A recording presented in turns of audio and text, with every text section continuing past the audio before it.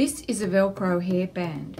So when you're using one of these, always stick it together before you put it on your head to make sure that you haven't left any gaps, because those little Velcro pieces are going to stick to the hair of your wig. So here I have layered up with 2 hairbands. I may need them both, I may need only one, but this Velcro one is easily detachable if I don't need it. So here is the beautiful Hollywood Honey by Forever Young. I really love the fibres on this wig. They are really so realistic. For a really bargain basement wig, I'm really surprised. But I do use this to protect the fibres on my other more expensive wigs. Remember, using wigs, you need to practice. It's not going to all happen overnight, but it will happen and you will get really comfortable with them. You will love them and you will enjoy them. So here's the hairline of this wig. I'm going to pop that on my forehead here, and then I'm going to stretch the back of that wig over the back of my head, release that, and here you can see the front line of this wig is on my forehead.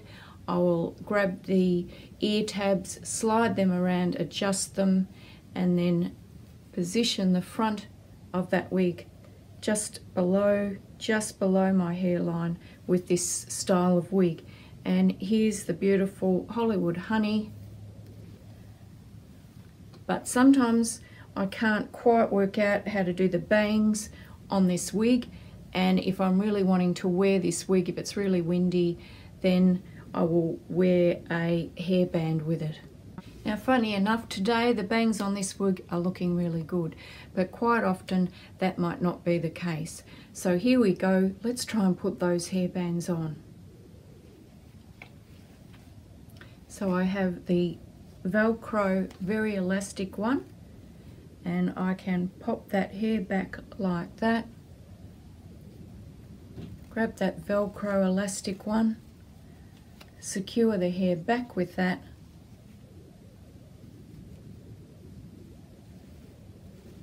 So you can see the front of this wig has a much more dense hairline.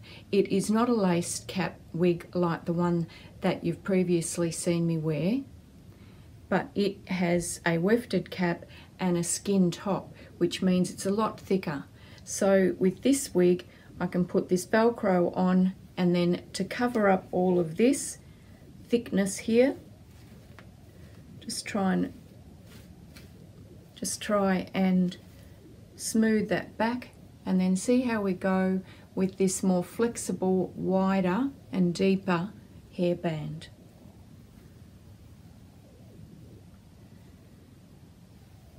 Now, quite often these other types of thinner ones can slip around if you have nothing on underneath, but I find if I've put one of those thinner, stretchy Velcro hairbands on, then this top layer isn't going to go anywhere. Again, feel around the back and adjust all of that, and check yourself out in the mirror. So I pull the hair around from the sides and have it pop around like that. You can keep it back further if you like, just adjust it to your own preference and your own style. And I'm really happy with that now.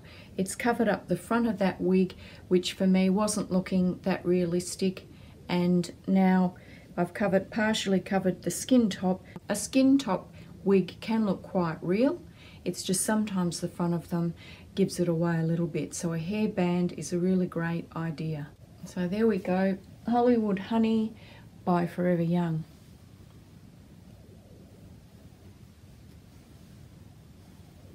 A really great use of a hairband.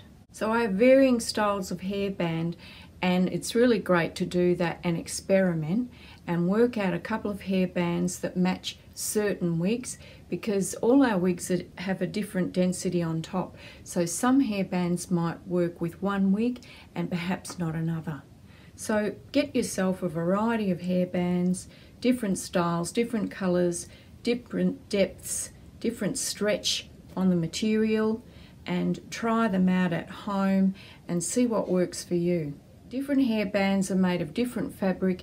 Some have a smaller or a larger circumference, which can mean that they may fit tightly on your head, or they might be quite loose, and if they're loose then they're not going to really assist in securing that wig onto your head.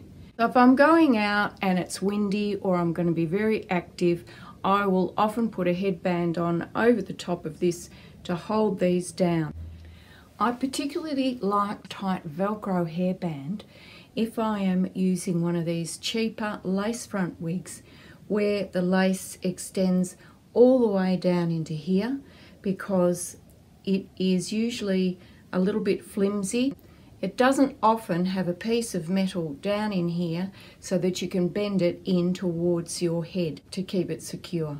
So here we are, I have the cheaper lace front wig on that has these parts here that will pull away, but as I don't use glue, I like to use a hairband. This is a really flexible hairband, and I will put that on around that hairline. Pull your ears out so that they don't get sore, and I also at the back make sure that the back of the wig hasn't ridden up, and if it has, I can pull it down and secure the bottom of that wig with this Velcro, which really helps to make the wig feel secure on your head. So adjust it for yourself in the mirror. I could just go out with this headband as it is and pull some of the hair out down the sides if I wanted to, or leave it all tucked up in there. I really don't put one of these really tight hairbands on if I'm going to wear a wig for an extended period during the day. So if you're going to try this method, wear it around the house for a few hours and just see, am I going to get a headache? Am I going to feel that this is rubbing on my hairline? Is it uncomfortable? So trial it first before you go out.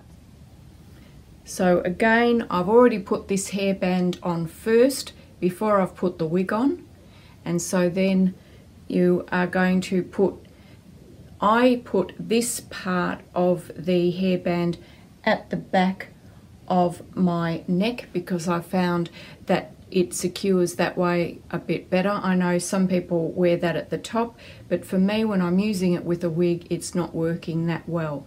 So I've now used it this way. So I've already put that hairband on, and now I get it. I just put my hands around behind and make sure that the fabric is out, put my fingers in there, bring them, slide them around the front like that, in there like that, so that I've got a good grip, and then I can use my thumbs on the outside to have a really good grip on that, and then stretch it out and forward, particularly if you've already put your makeup on, and then just pop it on like that. And I will often leave a tighter one underneath depending on how secure that headband is that I'm using. Then you can just adjust that, check around if you've got any big lumps or anything. Do you need to adjust the back underneath again? These deeper, wider type of hairbands too are really great for covering up the part line on a wig if that part line is not looking so realistic, and it's as easy as that really. So adding a cheap, maybe a $5 hairband, anything from $2 to $5 to $12, whatever you want to pay, onto a cheap wig can really elevate the look of that cheaper wig. So I'm really happy with this now.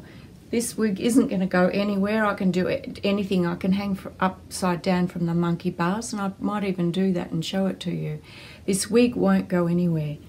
And if the wind is blowing, no one can see anything at all, and I feel secure and happy to go out and enjoy the day. Another reason I use hairbands with my wigs is that I have more expensive wigs such as Arrow by Ellen Villa, which cost me about $300 more than this wig, which is Hollywood Honey by Forever Young, and this wig cost me about $45. So if I'm going out to have a really big day, I might be dancing, I might be jogging, exercising, or it's very windy or wet, I don't want to damage the fibres on my really expensive wig, so I put on one of the cheaper wigs that perhaps isn't looking as realistic around the front. This does have a nice skin top, but what I found is the fringe on this can play up on different days. So if it's a day that I'm not really feeling comfortable with the way the front of this wig looks, and I want to save the fibres on this wig, I will put a hairband on with this wig. So if you're going to go out into the snow or the wind or the rain, into the elements, save those fibres on your more expensive wigs and pop on one of these. The fibres on this are really robust, they're really great. It really doesn't need to be combed very often, where one of these more expensive wigs, the fibres are a lot more delicate and they do tangle a lot more. And there we go, see? So pop on one of these more cheaper wigs. Forever Young has a really great range of them. And if you're not liking the look of the top of the cheaper wig, pop on a hairband, and I've just shown you how to do it. So this wig is Gia by Renee of Paris. So don't limit your hairbands to your long wigs. You can change up the look of a pixie wig with a hairband, and again, if that wig isn't as secure as you would like, or even if it is and you just want another look, don't forget about the humble hairband, because our accessories really make a really big difference to the look of our wigs, and we can change things from day to day. So don't be afraid to experiment with what you've already got at home.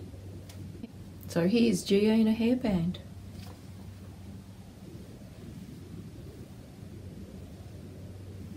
And keep all those comments coming. I love to read what you write, and this video was inspired by one of the comments of one of my fabulous viewers, so thank you. And YouTube is going to have one of my videos selected just for you. Thanks for joining me on Julie's Wig World.